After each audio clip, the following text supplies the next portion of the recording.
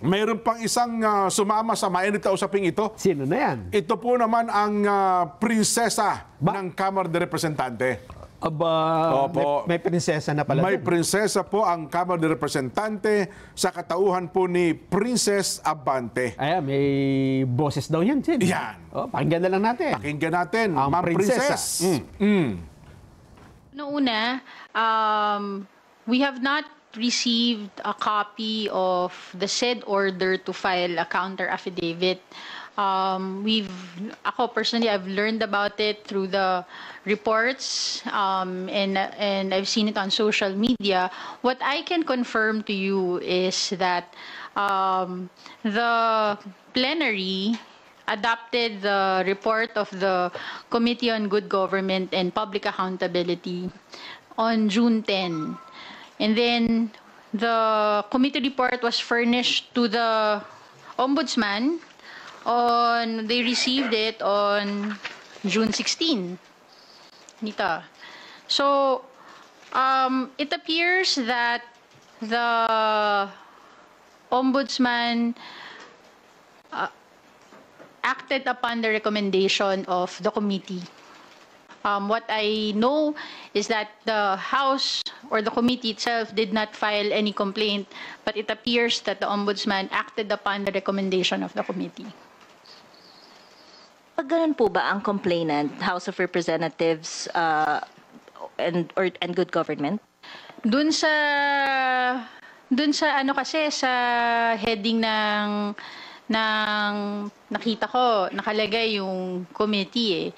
I still have to read about it and review my limited knowledge of the legal processes, no?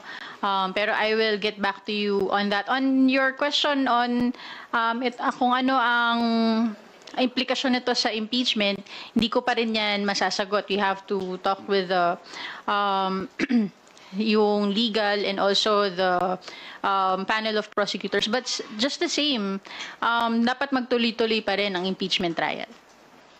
Pero hindi naman po ito Ni Ma'am Princess, kaya kami nagbigay ng kopya sa Ombudsman, bahagi lamang ito ng proseso at hindi ito reklamo. Kumbaga, nagbigay lang kami ng kopya sa inyo. Na ang nakalagay doon ay nire-recommenda namin kasuhan. Di ba?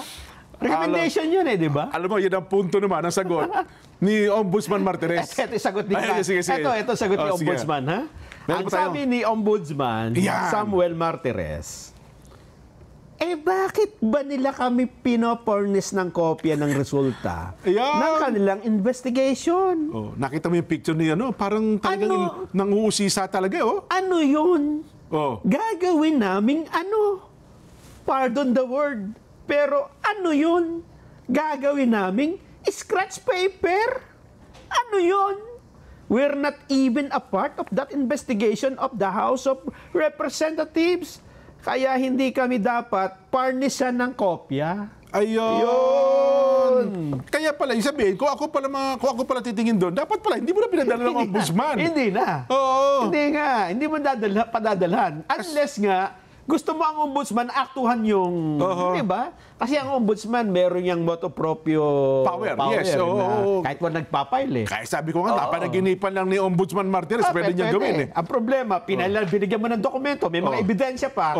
Anong gagawin nga naman nila doon, di ba? Sabi na, bakit may ganito rito? Dapat daw ginawa ni Ombudsman doon, dapat inupuan mo lang yan. Hindi mo yan ginala, tinanggap mo lang. Sasabihin siguro yan, nagbayad ba kayo ng parking fee? Ayun lang.